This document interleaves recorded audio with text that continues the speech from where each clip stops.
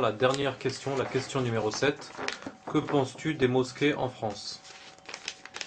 Ben écoute, mon frère Fouad, c'est une question qui est lourde de réponses, qui est une question qui est vraiment. J'aurais à la limite aimé qu'on la revoie sur un autre message audio, parce que c'est une question qui est lourde, vraiment lourde. Mais maintenant qu'on y est, je vais tâcher d'essayer de répondre le plus clairement possible.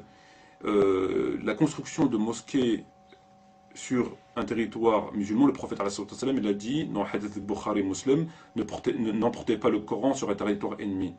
Le fait de venir construire la maison de Dieu, une mosquée, chez les mécréants, c'est déjà une hérésie. Parce que dès lors que le musulman n'a pas le droit de vivre sur un territoire qui n'est pas gouverné selon les lois de Dieu, qui est un territoire corrompu, pervers, etc., tu n'as pas le droit de venir y vivre. Tu n'as pas le droit de venir y vivre. Et les savants le disent, comme Gardaoui l'a dit par exemple, et bien d'autres, Saïd Qutb, etc., bon, bien d'autres. Et donc, à partir du moment où tu n'as pas le droit d'y vivre, et tu n'as même pas le droit de ramener le Coran, n'emportez pas le Coran sur un territoire ennemi. Un territoire ennemi, qu'est-ce qu'on désigne par un territoire ennemi? C'est tout territoire qui n'est pas géré par la parole de Dieu. Tout territoire. Qu'il soit mécréant, païen, idolâtre, enfin bref. Donc à partir du moment où tu n'as pas le droit de vivre sur ce territoire-là, comment tu peux venir construire des mosquées? Donc en construisant des mosquées, tu appelles à tacitement aux musulmans de venir vivre sur ce territoire-là. Donc tu appelles à la transgression. Si tu appelles à la transgression, tu appelles aux conséquences que ça implique. Les conséquences, c'est quoi? Ben, on revient aux mêmes choses. L'abandon des lois de Dieu, le non-port du voile, l'impuissance par rapport à ce dont sont victimes les musulmans à travers le monde, aucune économie, ça revient à la même chose. Et à rester à ce stade. Donc le fait de construire... Vous avez l'exemple de la mosquée dans la sourate Tawbah, la sourate 9, où les hypocrites avaient construit une mosquée. C'est dans le Coran. Ils ont construit une mosquée, mais leur intention était autre. C'était pour diviser les musulmans. Qu'est-ce qu'il a fait le prophète salam? Il l'a brûlé. Si reprenez les livres d'histoire, il a ordonné d'aller brûler la mosquée. Si on compare cette mosquée à ce qu'on fait aujourd'hui à la mosquée de Paris et aux autres, c'est incomparable. C'est la même comparaison entre la cité de Sodome et Gomorrhe et la cité d'aujourd'hui. C'est exactement la même chose. Donc le fait de construire une mosquée, c'est appeler les musulmans à l'apostasie et aux conséquences que ça implique. À avoir un islam de pure forme, un islam de la fin des temps, un islam d'un verset, un islam de deux versets. Et ça, c'est une hérésie, c'est un crime à l'égard de l'islam, à l'égard des musulmans. Déjà, donc ça c'est une chose. Une des conséquences, puisqu'on parle des conséquences, une des conséquences par rapport à ça, c'est quoi? C'est que le prêche de la prière du vendredi, sachant qu'on vit chez les ennemis de l'islam, et que c'est eux qui gèrent les mosquées, qui ont autorité sur les mosquées, on est sur leur territoire. Donc ils appliquent leurs lois sur leur territoire, ce qui est normal. Bon, il est bien évident qu'ils ne vont pas tolérer un islam authentique. Bien, ils ne vont pas accepter la polygamie, ils ne vont pas accepter un certain nombre de choses. Bon, et ces choses-là, parmi ces choses-là, il y a entre autres le prêche de la prière du vendredi. Le prêche de la prière du vendredi, à l'époque du prophète, et les savants sont d'accord, c'est rappeler les musulmans à leurs devoirs, etc., etc., etc. Or, aujourd'hui, le prêche de la prière du vendredi est complètement détourné, vidé de son sens. C'est-à-dire qu'il est fait volontairement, sous ordre du maître mécréant, de ne pas parler de choses politiques, c'est-à-dire des problèmes des musulmans, etc. Et ça, c'est la conséquence de la construction. Et parce que l'ennemi mécréant, et c'est normal, n'accepte pas qu'on appelle les musulmans à aider leurs frères, etc. C'est normal. Et ça fait, après, ça fait la sédition chez eux, c'est trouble à l'ordre public, c'est tout à fait normal. Et eux, ils ont accepté cette transgression au livre de Dieu. Ils ont accepté de dénaturer dénaturer une pratique connue du prophète et des quatre califes pour nous parler de la pluie du beau temps, sous les ordres du mécréant. Et quand on leur dit ça, ou ils ne reconnaissent pas, ou ils disent on est impuissant. Mais si vous vous mettez dans une situation d'impuissance et que vous vous plaignez de votre impuissance, ça n'a pas de sens. On ne peut pas se mettre dans une situation d'impuissance et se plaindre de l'impuissance. Et eux, c'est eux qui se sont mis dans cette situation-là et qui alimentent cette situation-là. Et pour faire le jongler, ben, on obéit. Vous ne parlez pas de politique, vous laissez vos frères mourir, vous laissez ce que le prophète a ordonné. Le monde, il s'écroule. Il s'écroule, hein, il faut dire qu'il s'écroule. Ouais. Et eux, ils vont parler de quoi? Ils vont parler de la pluie, du beau temps. Oui, ceci, cela, et puis le monde, il s'écroule.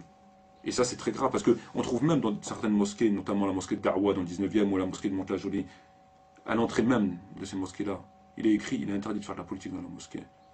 Interdit de faire la politique dans la mosquée. Il est interdit d'évoquer les problèmes de vos frères qui meurent dans le monde. C'est interdit. Dans la mosquée. Soi-disant mosquée. D'où les signes de la fin du monde, où le prophète, il a dit, parmi les signes de la fin du monde, il y aura beaucoup de mosquées. Quand on dit beaucoup de mosquées, on pense que l'islam se portera bien. Non. C'est des mosquées de pure forme. Il dit entre autres, les mandbars seront de plus en plus hauts, les chairs seront de plus en plus hautes. Et c'est ce qu'on voit, elles sont de plus en plus hautes. Voilà. Et ça, c'est fait ouvertement, parce que le patron, le Macron, a ordonné que c'est comme ça, et c'est normal. Donc, on accepte de transgresser, il faut se soumettre. Ou alors, il ne faut pas accepter. Eux, ils ont accepté, ils se soumettent. Et après, ils endorment les gens, ils écartent les gens, et ils leur parlent de la pluie du beau temps. J'ai des discours, hein, voilà, par exemple, voilà. En 1976, raconta-t-il, l'association des étudiants islamiques de France, AIEF, à laquelle j'appartenais, a fait une demande de lieu de culte en commun avec une association de harkis. Ils construisent des mosquées avec des harkis. C'est-à-dire des gens qui ont vendu leur pays. Par exemple. On en a d'autres. Une première conclusion se dégage de cette étude. On ne prêche pas le djihad dans les mosquées de France. À quelques rares exceptions près, la khutba ne porte pas sur des sujets politiques. Leur contenu est principalement moralisateur, orienté vers la pratique de la religion musulmane. Souvent l'évocation des fins dernières et la menace de l'enfer sont censés servir à ramener le croyant sur le chemin. Ça, c'est fait exprès. Voilà, on ne parle plus de politique, on leur parle de l'enfer. On leur met en garde contre l'enfer, alors qu'on les emmène en enfer. Comment un musulman se préserve de l'enfer? Ben, il se préserve de l'enfer en faisant ses obligations. On les détourne de leurs obligations, on leur dit attention à l'enfer. Voilà. Et ça, c'est volontaire. J'en ai d'autres. Mais les responsables de la mosquée doivent encore réunir la totalité de la somme nécessaire, estimée à 10 millions d'euros pour faire une mosquée. 10 millions d'euros pour faire une mosquée, mais 10 millions d'euros pour faire une mosquée, mais ils vont faire quoi dans cette mosquée? Elle va servir à quoi? 10 millions d'euros pour faire quoi? Ben pour rien faire. Pour avoir un lieu, et puis pour que l'islam reste en bas, quoi, rien. C'est un lieu de réunion, de passage, etc. 10 millions d'euros, ça coûte ça. La mosquée An-Nour est gérée par une association de harkis. La mosquée An-Nour est gérée par une association de harkis. Une mosquée gérée par des harkis. On en a plein. Le sermon du jour porte sur les offenses faites à l'islam. Le prédicateur cite plusieurs ouvrages publiés à l'étranger qui, selon lui, insultent le prophèt. Ces injures ne sont pas admissibles, explique-t-il. Et pourtant, les fidèles musulmans doivent les supporter, car l'islam est une religion de paix. Il dénonce les insultes à l'égard du prophète, mais on doit les accepter parce que c'est une religion de paix. Alors que dans la Sunna, on a des exemples clairs sur cette question-là. C'est une contradiction avec les propos. Mais c'est normal, c'est un prêche. Il ne peut pas dire le contraire. C'est un prêche, il ne peut pas dire. Il veut pas de toute façon dire le contraire. Il ne veut pas dire le contraire. Donc voilà, et ça c'est carrément contraire à la loi. On a injuré le prophète à l'époque du prophète, et on sait ce qu'il a fait. On a 2 ou 3 exemples dans les livres d'histoire. Ben lui, il est en train de dire le contraire. Il te dit, on a injuré le prophète, mais on ne doit rien faire, c'est normal. Par exemple, on en a d'autres. On en a d'autres, je peux vous en citer plein. Et ça, c'est ce qui se passe. C'est ce qui se passe. Donc, on vient sur un territoire où l'islam nous interdit de vivre. On construit des mosquées qui est au cœur d'un État dont la constitution est contraire à l'islam, dans les principes, etc. On appelle les musulmans à y vivre et après on se demande, on se demande pourquoi on ne pratique pas notre religion. On dénature les enseignements de l'islam au nom de notre faiblesse. Voilà. Donc il est bien évident que pour moi il n'existe pas de mosquée au sens honnête du terme, mis à part des lieux où voilà, et le prêche de la prière du vendredi est complètement dénaturé.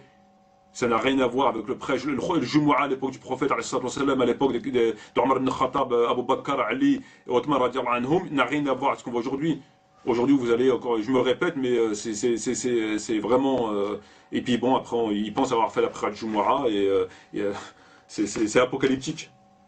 C'est des visions apocalyptiques, tout simplement. Voilà.